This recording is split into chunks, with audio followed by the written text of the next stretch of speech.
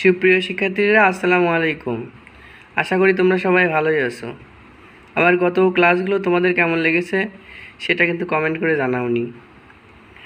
আমি আজ আবার এসেছি নতুন ক্লাস নিয়ে, ইউনিট 8 লেসন 2 দ্য সম্পূরা মহাবিহারা, যেটাকে বাংলায় আমরা সোমপুর মহাবিহার নামেই জানি। প্যাসেজটা আমি এখন পড়ব এবং অর্থসহ ট্রান্সলেট করে দিব। আশা করি তোমাদের বেশ কাজে লাগবে। Paharpur is an important archaeological site. এখানে আর্কিওলজিক্যাল অর্থ প্রত্নতাত্ত্বিক, আর সাইট শব্দের অর্থ হচ্ছে স্থান। ইম্পর্ট্যান্ট হচ্ছে গুরুত্বপূর্ণ, তার মানে দাঁড়াচ্ছে যে পাহাড়পুর হলো একটা গুরুত্বপূর্ণ প্রত্নতাত্ত্বিক স্থান। সিচুয়েটেড অর্থ অবস্থিত। ইন এ ভিলেজ, এক গ্রামে। নেমড পাহাড়পুর, যার নাম পাহাড়পুর। ইন নওগাঁ ডিস্ট্রিক্ট, এটা নওগাঁ জেলায় অবস্থিত।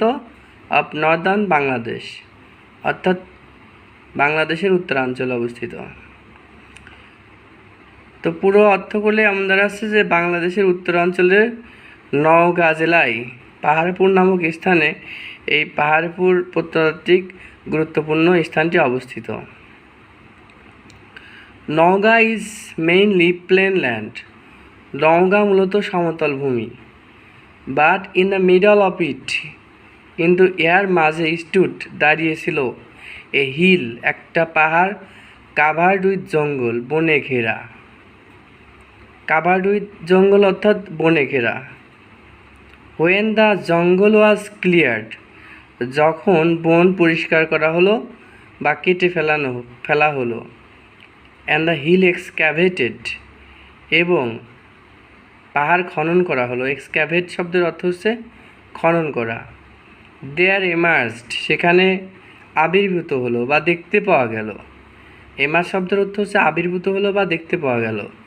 এ লফটি শব্দের হচ্ছে সুউচ্চ। রুইন, ধ্বংসাবশেষ। অফ অ্যান অ্যানশিয়েন্ট টেম্পল, এক প্রাচীন মন্দিরের। তার মানে সেখানে আবির্ভূত হলো এক সুউচ্চ প্রাচীন মন্দিরের। The temple is about 24 metre high, আর এই মন্দিরের উচ্চতা হচ্ছে 24 metre. From the surrounding level, সমতল ভূমি থেকে। তো সারাউন্ডিং লেভেল শব্দের অর্থ হচ্ছে সমতল ভূমি। পাহাড় মিন্স হিল, পাহাড় শব্দের অর্থই হচ্ছে hill. Hence the name Paharpur, এই কারণে নামকরণ করা হয়েছে Paharpur. The Paharpur site has been excavated, অর্থাৎ পাহাড়পুর স্থানটি বা পুরাকৃতিটি খনন করা হয়েছে। এখানে এক্সক্যাভেটেড শব্দের অর্থই হচ্ছে খনন করা। হ্যাজ বিন এক্সক্যাভেটেড অর্থ খনন করা হয়েছে। অ্যান্ড রি-এক্সক্যাভেটেড মানে পুনর্খনন করা হয়েছে। এখানে রি-এক্সক্যাভেটেড অর্থ হচ্ছে পুনর্খনন করা। এ নাম্বার অফ টাইমস মানে কয়েকবার বা অনেকবার। বাই আর্কিওলজিস্ট, প্রত্নতাত্ত্বিকদের দ্বারা বা প্রত্নতাত্ত্বিকবিদদের দ্বারা।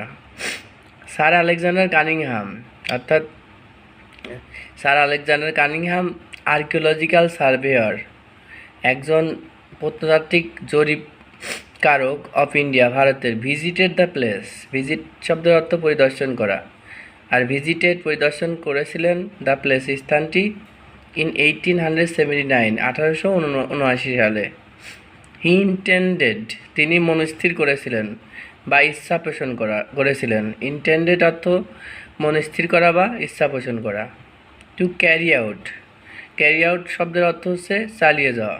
টু ক্যারি আউট চালিয়ে যেতে। অ্যান এক্সটেন্সিভ এক্সক্যাভেশন, ব্যাপক খনন কাজ তিনি চালিয়ে যেতে চেয়েছিলেন, এমন মনস্থির করেছিলেন।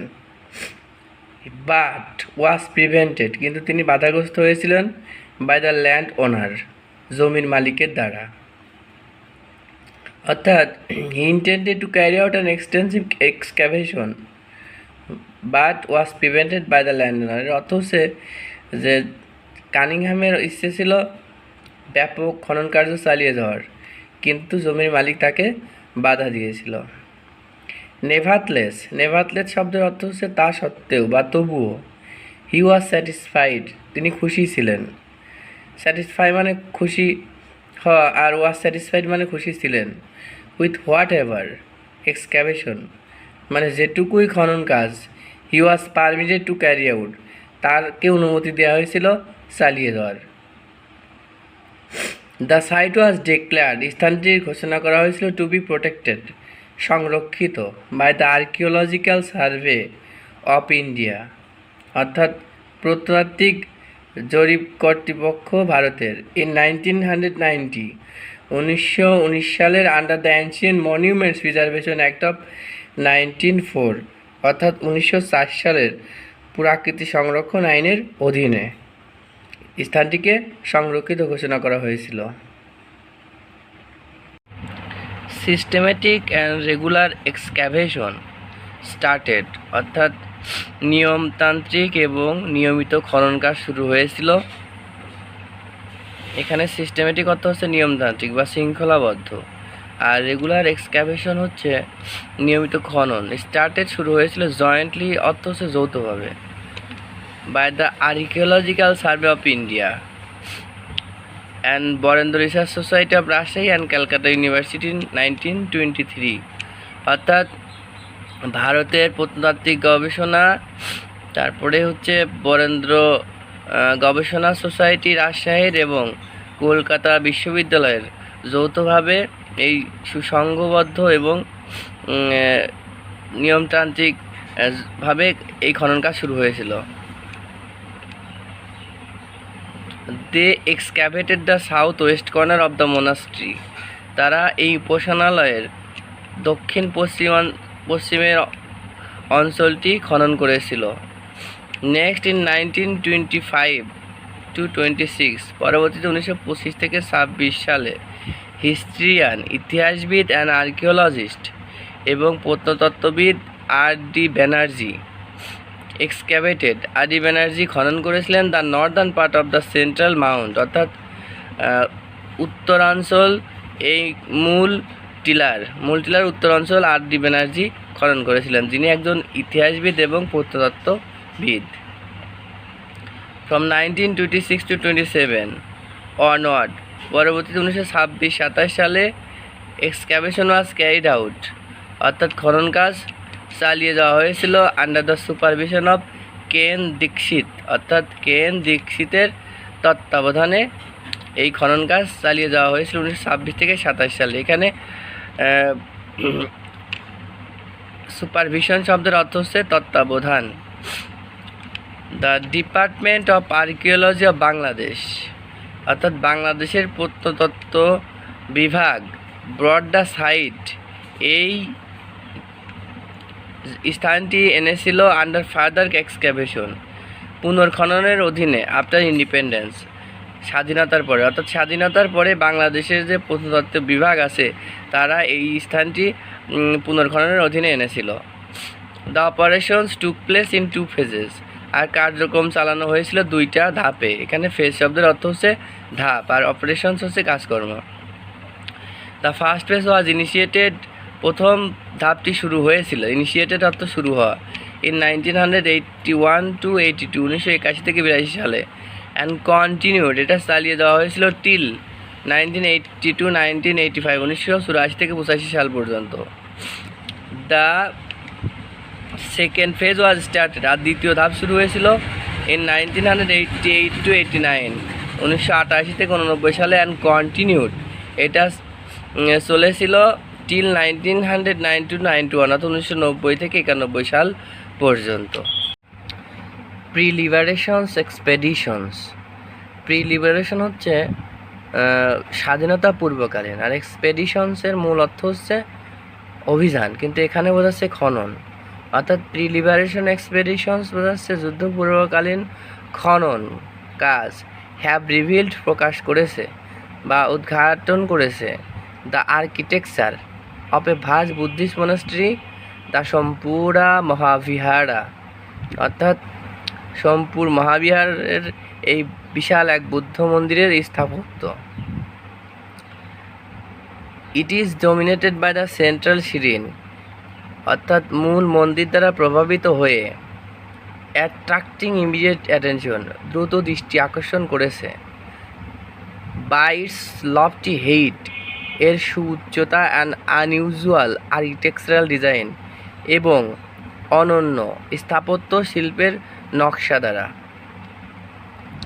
অর্থাৎ এখানে বোঝাচ্ছে যে স্বাধীনতা পূর্বকালীন এক বড় বুদ্ধ মন্দির যা সোমপুর বিহারের স্থাপত্য প্রকাশ করেছে এবং এটা মূল মন্দির দ্বারা প্রভাবিত হয়ে এর যে সুউচ্চতা এবং অনন্য গঠনশৈলী বা নকশা রয়েছে সেটা দ্বারা দ্রুত দৃষ্টি আকর্ষণ করে।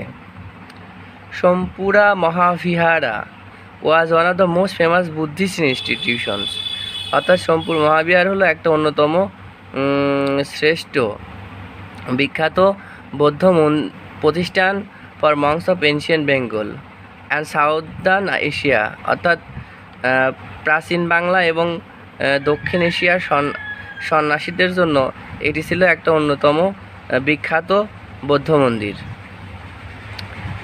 দ্য এক্সকেভেটেড কমপ্লেক্স, খননকৃত ভবনটি অ্যাট পাহাড়পুর, অর্থাৎ পাহাড়পুরে অবস্থিত খননকৃত ভবনটি হ্যাজ বিন আইডেন্টিফাইড, যেটাকে চিহ্নিত করা হয়েছে। আইডেন্টিফাই শব্দের অর্থই চিহ্নিত করা।